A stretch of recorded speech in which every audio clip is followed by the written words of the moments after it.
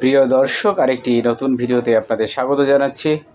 আজকে আমি আপনাদের সাথে শেয়ার করব আমার নেপাল ভ্রমণের অভিজ্ঞতা। তো 4 দিনের ট্যুরে আমরা নেপাল গিয়েছিলাম। সেখানে আমরা কি কি দেখেছি আমি একটু শর্ট হাইলাইট করি আপনাকে। সেখানে আমরা বিভিন্ন ধরনের নেপালের পুরনো মন্দির দেখেছি, 100 বছরের পুরনো মন্দির, এবং সবগুলো হচ্ছে নেপালের বুদ্ধিস্ট মন্দির। পাশাপাশি আমরা হ্যাঙ্গিং ব্রিজে গিয়েছিলাম। তারপরে আপনার চন্দ্রগিরি কেবল কার, তারপরে সেখানে সেই চন্দ্রগিরি পাহাড়ের উপরে আছে বিভিন্ন ধরনের সাইক্লিং, কেবল সাইক্লিং আছে, সেখানে অনেক কিছু আছে, সবই আপনাদের সাথে শেয়ার করে চলুন। তো এখন যেটা দেখতে পাচ্ছেন এটা হচ্ছে নেপালের শহর। কেমন?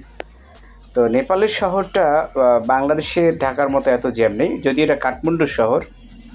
তো ছড়ানো ছিটানো বিভিন্ন ধরনের বিল্ডিং, এবং আমি যদি উন্নতির দিক দিয়ে বলি যে বাংলাদেশের মতোই মোটামুটি দেশটা, শুধু সেখানে পাহাড় আছে বেশি।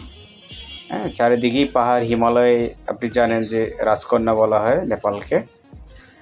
তো আমরা প্রথম যে মন্দিরটায় যাই এটা হচ্ছে সেই মন্দিরের মার্কেট। আপনি একটু আগে মন্দিরটা দেখেছেন। তো এই মন্দিরে আসলে মানে যে চারপাশে যে মার্কেটটা দেখতে পাচ্ছেন, এটা মানে একদম কুটির শিল্প যদি আমরা মানে বলি, একদম সেরকম সব কিছু পাওয়া যায় এখানে। এবং নেপালের যে মন্দিরগুলো আপনি দেখেন যে সবই একটা মিনারের মতো আছে সব জায়গাতেই। হ্যাঁ, এটা এখানে ধর্মীয় বিশ্বাস যারা আছেন এখানে বিভিন্ন ধরনের মানে কি বলে যে ঘোড়ে, যেমন যেটা আপনারা প্রথম দেখেছেন। তো আমরা আসলে বিভিন্ন মন্দির দেখে শেষে নাগরকোট যাই। তো এই হচ্ছে সেই নাগরকোটের একটা রাস্তা, এবং এখানে অনেক উঁচুতে, প্রায় আপনার 2000 মিটার, মানে 2 কিলোমিটারের উপরে সমতল ভূমি থেকে এখানে বিভিন্ন ধরনের ভিলা আছে। আমরা সেগুলো দেখাবো আপনাদেরকে যে আমরা কোথায় আসলে ছিলাম। আমি ভিলাটাও আপনাদের সাথে শেয়ার করব। তো আমরা আসলে মানে যদি বলি যে এত উঁচু পাহাড়ে কিভাবে উঠলাম, সেখানে আপনার আমরা বাসে উঠেছি, এবং বাস ড্রাইভার খুবই দক্ষ। এবং আপনি যদি দেখেন সেই পাহাড়ের দৃশ্যগুলো, মানে জাস্ট অসাধারণ। এখানে এখন যে দৃশ্যটা দেখতে পাবেন, দেখুন নিচে শহর, আমরা কত উপরে। এবং এটা হচ্ছে চন্দ্রগিরি হিলের একদম টপ। কেমন? তো এখন যেটা দেখতে পাচ্ছেন এটা হচ্ছে মানকি টেম্পল। এটাও প্রায় 2500 ফুট উপরে সমতল ভূমি থেকে। এখানে আপনার বিভিন্ন পুরনো নিদর্শন দেখতে পাবেন, সব কিছু। তো এই হচ্ছে মন্দিরে ওঠার সিঁড়ি। আমরা আস্তে আস্তে সিঁড়ি বেয়ে উপরে উঠি। উপরে উঠলে দেখুন একদম মন্দিরের আদি যে আসবাবপত্রগুলো আছে মন্দিরে, সেগুলো আছে। এখানে যে দেখতে পাচ্ছেন যে ছোট ছোট মিনার, এগুলো আসলে আমরা যেটা কবরস্থান বলি আর কি, তো ওদের হয়তো সমাধি বলে ওরা। তো সেই জায়গাগুলো মন্দিরের উপরেই আছে। এখানে দেখুন মার্কেট আছে, এখানে বিভিন্ন ধরনের শত বছরের পুরনো জিনিসপত্র আছে যেটা কিনতে পাওয়া যায়। যারা পর্যটক আসেন তারা এখানে কিনেন। এবং একটা জিনিস হচ্ছে যে এখানে কিন্তু বুদ্ধিস্ট টেম্পল সবচেয়ে বেশি। কেমন? আপনারা জানেন যে ভুটান, নেপাল, যদিও অনেকে বলে নেপাল হিন্দু কান্ট্রি, হ্যাঁ হিন্দু আছে, প্রচুর আছে, কিন্তু আপনার এটা হচ্ছে বুদ্ধিস্ট টেম্পল। তো এখানে এসে আমরা অনেকগুলো ছবি তুলেছি, এবং ওদের মন্দিরের সিস্টেমগুলো মোটামুটি সেম। কেমন? তো তারপরে আমরা এই মন্দির দেখে তারপরে আমরা নাগরকোটের উদ্দেশ্যে রওনা দিই। তো নাগরকোট যাই। তো দেখতে পাচ্ছেন নেপালের শহরটা কেমন। তো এই একটা ঘটনা বলি যে আপনার এই যেতে যেতেই এখানে অনেক মন্ত্রীদের ঘর বাড়ি জ্বালিয়ে দেওয়া হয়েছে। আপনারা জানেন যে বাংলাদেশের মতো সেখানেও জেনজিদের অভ্যুত্থান হয়েছিল, সেই জন্য। তো এই হচ্ছে চন্দ্রগিরি হিল। দেখুন অনেক তালা আছে এখানে, এই তালাগুলো লক করে যায়। যারা ভালোবাসা অর্থাৎ যারা প্রেম করে তারা এখানে এসে তালাগুলো লক করে যায়। এবং চন্দ্রগিরি হিলের উপরে 360 ডিগ্রির যে আপনি যদি একটু ভিডিও করতে চান সেখানে আপনারা ভিডিও করতে পারবেন। এবং এই যে দৃশ্যটা দেখতে পাচ্ছেন এই দৃশ্যটা কিন্তু হচ্ছে আপনার কেবল সাইক্লিং। কেমন? দেখুন পাহাড়ের উপর দিয়ে, তারের উপর দিয়ে গাড়ি চালাচ্ছে, সরি মানে সাইকেল চালাচ্ছে। তো এটা একটা অসাধারণ এক্সপিরিয়েন্স। এখানে আসলে আপনারা সেই কেবল সাইক্লিংটা করতে পারবেন এখানে। তো নিচে কিন্তু এখান থেকে হয়তো বোঝা যাচ্ছে না ভিডিওর কারণে, কিন্তু নিচে আপনার জাস্ট হচ্ছে তাকানোই যায় না, একটা এতটা ডিপ গভীর আর কি। কেমন এটা যা 2 পাহাড়ের মাধ্যমে আপনার তারের সংযুক্তি দিয়ে তারপরে যে সাইক্লিংটা করা হয়। তো এটা একটা দারুণ এক্সপিরিয়েন্স ছিল, জিপ লাইন যেটাকে বলা হয়, স্কাই সাইক্লিং আর কি। তো দেখুন একটা অসাধারণ দৃশ্য, এখানে আমরা কত উপরে আছি, পাহাড়ের উপরে, যেখানে মেঘ হচ্ছে আমাদের নিচে। তার মানে যখন প্লেন যায় তখন কিন্তু ওই মেঘের আপনার উপর দিয়ে যায়, তার মানে আমরা যেখানে দাঁড়িয়ে আছি তার থেকেও মানে প্লেন অনেক নিচ দিয়ে যায়। সেরকম একটা ভিডিও মেবি আমার পোস্ট করা আছে এখানে, তো আপনারা চাইলে সেটা দেখে নিতে পারেন। আর আরও কিছু বিষয় আপনাদের সাথে শেয়ার করি, সেটা হচ্ছে যারা প্রথমবার বিমানে ভ্রমণ করবেন কী কী করতে হয়, কী কী করতে হয় না, সেই জাতীয় আমার অনেক ভিডিও দেয়া আছে। এখান থেকে এই হচ্ছে আপনার hanging bridge, Nagarkot hanging bridge. এটা প্রায় 2000 ফুট উপরে দৃশ্যটা একটু সমতল থেকে, এবং এখানে গেলে একটা শো শব্দ শুনতে পাবেন। উপরে আছে হ্যাঙ্গিং, নিচ দিয়ে পানি গড়ানো, উঠতে অনেকেই ভয় পায়। এটা মোটামুটি 7 কিলোমিটার মতো লম্বা। অন্যান্য যারা গিয়েছে এক মাথা থেকে অন্য মাথায় হেঁটে যেতে অনেকটা সময় লাগে, এবং সবচেয়ে মজার বিষয় হচ্ছে কারণ এখানে আসলে সবাই কন্টিনিউয়াস দুলতে, যেমন আমার সাথেই কয়েকজন ওঠে, এটা অলমোস্ট 8 কিলোমিটার দুলতে ছিল। যখনই কেউ ওঠে তখন এই ব্রিজটা দোলে। তো অনেকেই আসলে সাহস পায় না যে কি না কি হয়, থেকে অন্য পাশে হেঁটে আসতে, এবং নিচে আসলে কিছুই দেখা যায় না, মানে এতটা উপরে দেখতে পাচ্ছেন বিভিন্ন পর্যটকরা যায়, অর্থাৎ যে পানি গড়িয়ে যাচ্ছে শুধু, এবং সেই শব্দটা শোনা যাচ্ছে, এবং ইজিলি হাঁটতে পারছে। একটা মজার এক্সপেরিয়েন্স শেয়ার করি, এখানে যারা নাগরকোট হ্যাঙ্গিং ব্রিজ, তারা উপরের দিকে তাকাবেন মাঝে মাঝে, এখান দিয়ে উপরে আরেকটা জিপ লাইন আছে, এবং ও মাই গড, মানে সেটা যে কি জিনিস, এটা মানে না কেউ দেখলে মানে আমিও পারবো না। সেটা অনলি একটা সিঙ্গেল তারের উপর দিয়ে আপনার হচ্ছে একটা কেবলের উপর দিয়ে মাত্র ভর করে, মানে শুয়ে থেকে এক পাহাড় থেকে মানুষ অন্য পাহাড়ে যায়। মানে ধরুন যে আমি এতটা উপরে আছি, এখান থেকেও সেই মানুষটাকে ছোট্ট পাখির মতো লাগে। মানে এটা দেখে জাস্ট আমরা অ্যাস্ট্রোনাইজ হয়ে গেছে যে কি অবস্থা, মানুষের কতটা দুর্দান্ত সাহস হলেই কেবল সেটা করতে পারে। আমি ভিডিও করার চেষ্টা করেছিলাম, কিন্তু আসলে ভিডিওতে এতটাই উঁচুতে কিছু দেখা যাচ্ছিল না, এই জন্য ভিডিওটা আর আমি দিলাম না এখানে। তো এটা একটা দারুণ জায়গা, মানে জাস্ট অসাধারণ। কেমন এখানে আসলে প্রত্যেকটা পাহাড়েই কিন্তু পর্যটকদের জন্য বিভিন্ন ধরনের ব্যবস্থা আছে বিনোদনের। তো আপনি যদি নাগরকোট হ্যাঙ্গিং ব্রিজে আসেন তাহলে নিশ্চয়ই এই ব্রিজ তো দেখবেন, তার পাশাপাশি উপরে তাকাবেন। মাঝে মাঝে উপরে তাকালে সেই দৃশ্যটা আপনার চোখে পড়লে বলতে পারেন। দেখুন আমি মোটামুটি একটু শেষের দিকে এসে তাকিয়েছিলাম।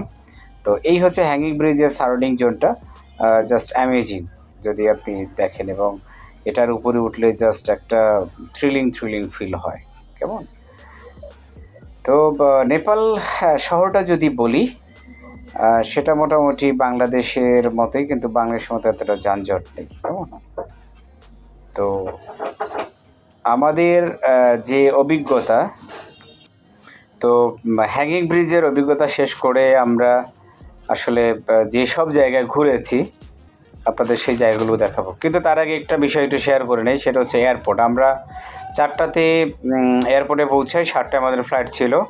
আপনারা জানেন যে যে কোনো ইন্টারন্যাশনাল ফ্লাইটে যেতে হলে মিনিমাম 3 ঘন্টা আগে পৌঁছাতে হয়। সেখানে অনেকগুলো প্রসিডিউর থাকে, বিশেষ করে যখন আপনি প্রথম টার্মিনাল দিয়ে ইন করবেন, ইন করার পরে আপনি চেক ইন করবেন, অর্থাৎ আপনি যে এয়ারে যাচ্ছেন সেই এয়ারের যে কাউন্টার আছে সেখানে সবই আসলে মনিটরে লেখা থাকে, মনিটরে ফলো করবেন।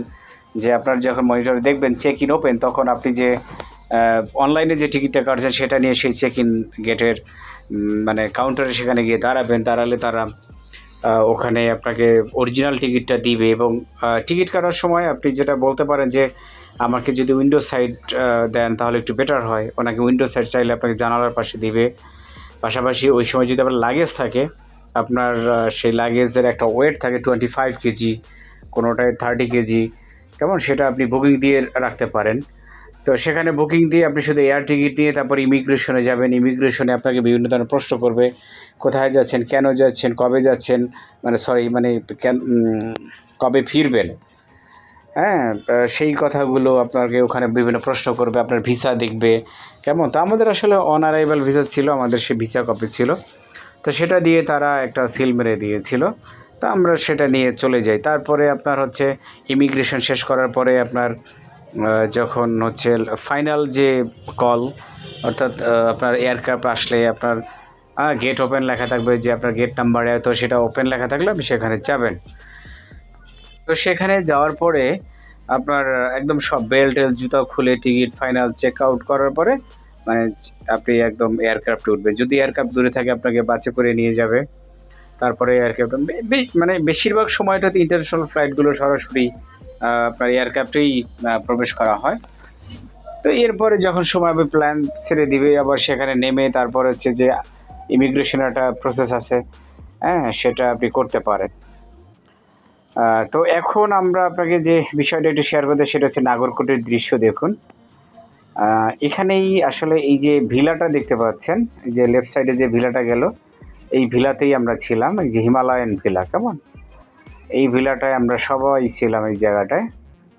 তো খরচটা মোটামুটি বাংলাদেশের মতোই, অর্থাৎ বাংলাদেশের যে ধরনের টাকার মান, যে কস্ট, ওখানেও সেম কস্ট, কেমন।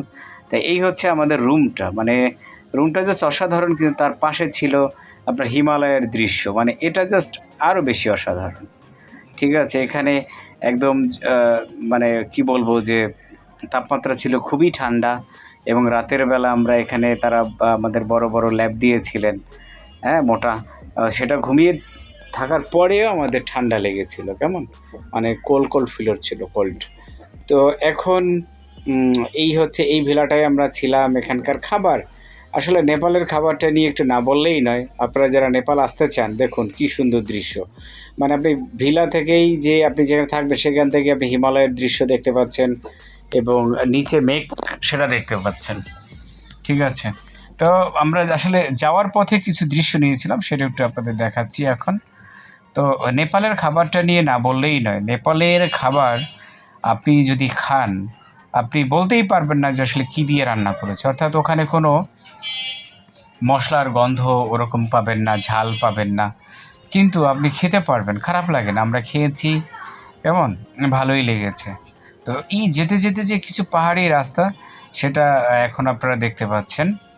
তো খাবারটা আমরা যারা বাঙালি, অর্থাৎ আমরা যারা গিয়েছি এখান থেকে, সবাই কিন্তু খাবারটা এনজয় করেছি, এবং সবাই বলছে না ভালোই হয়েছে। তো এই হচ্ছে ইন্টারন্যাশনাল এয়ারপোর্ট, ত্রিভুবন ইন্টারন্যাশনাল এয়ারপোর্ট।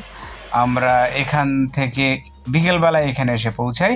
তো এখান থেকে আমরা দেশের উদ্দেশ্যে রওনা দেওয়ার জন্য এখানে আসি আর কি, আপনারা জানেন। তো আমাদের 4 দিনের ট্যুর শেষ করে আমাদের এই যে বাস, এই বাসে করে আমরা এখানে এসেছি, আমাদের ট্যুর গাইড। তো সেটা শেষ করে আমরা দেখুন এয়ারপোর্টের ভিতরে আমরা প্রবেশ করি। তো এয়ারপোর্টের ভিতরে প্রবেশ করে এয়ারপোর্টের যে মানে প্রসেসিংগুলো আছে, যেগুলো একবার বলেছি, এখান থেকে আপনার যাওয়ার সময় খুব বেশি একটা প্রসেসিং নেই। ওরা খুব মানে এই যে দেখুন মনিটরই আপনি সব কিছু খুঁজে পাবেন। এই মনিটর দিকে সবসময় ফলো রাখবেন, তাহলে এখানে কখন কোন প্লেনে কোন ফ্লাইট, আপনার ফ্লাইট নাম্বার থাকে, সব কিছু ওখানে লেখা থাকে, হ্যাঁ, কখন ছাড়বে, এভরিথিং।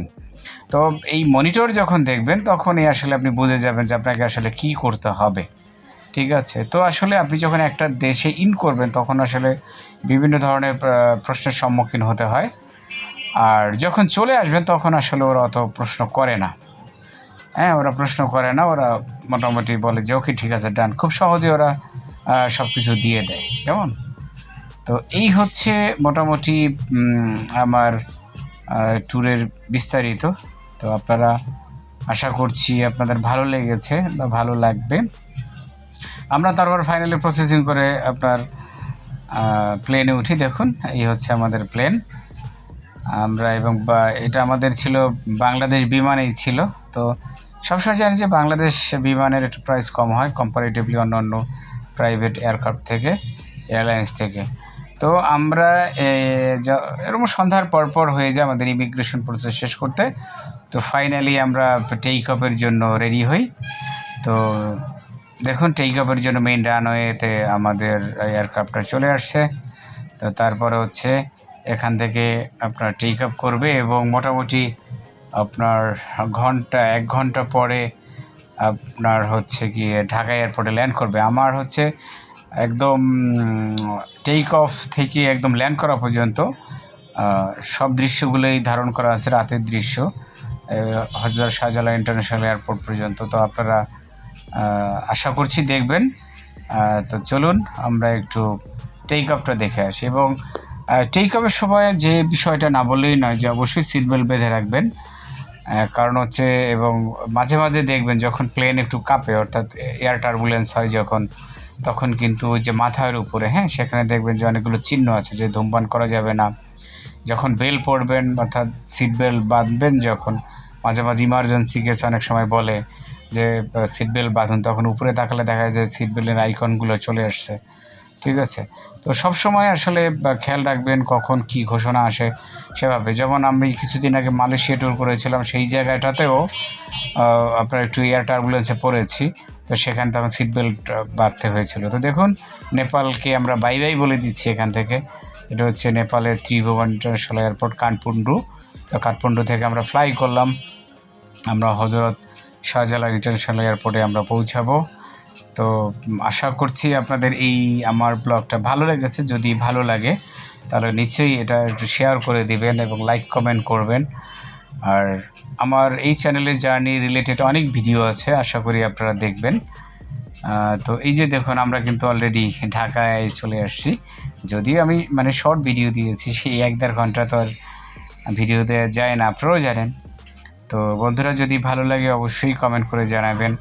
আর জার্নি রিলেটেড অর্থাৎ এয়ারপোর্টে জার্নি রিলেটেড যদি কোনো কিছু জানার থাকে, আশা করছি সেটাও আপনারা আমাকে কমেন্ট করবেন, আমি বিস্তারিত জানাবো। এবং একটা জিনিস বলে রাখি, আমি আবার কিছুদিন আগে মালয়েশিয়া ট্যুর করেছিলাম, সেই ব্লগগুলো আসতেছে ধীরে ধীরে। তো আশা করছি আপনারা আমার সাথেই থাকবেন এবং আমার সাথে থেকে চলুন আমরা ল্যান্ডিংটা দেখে আসি। আমাদের হজরত ইন্টারন্যাশনাল এয়ারপোর্টে আমাদের এখন ল্যান্ডিং হবে। চলুন ল্যান্ডিংটা দেখতে দেখতে আমি টাটা বাই বাই দিই। ভালো থাকবেন সবাই, আমার জন্য দোয়া করবেন এবং অবশ্যই কোনো কিছু জানার থাকলে প্রশ্ন করবেন, আমি আপনাদের সেই প্রশ্নের অ্যান্সারগুলো দিব। Thank you, thank you, thank you.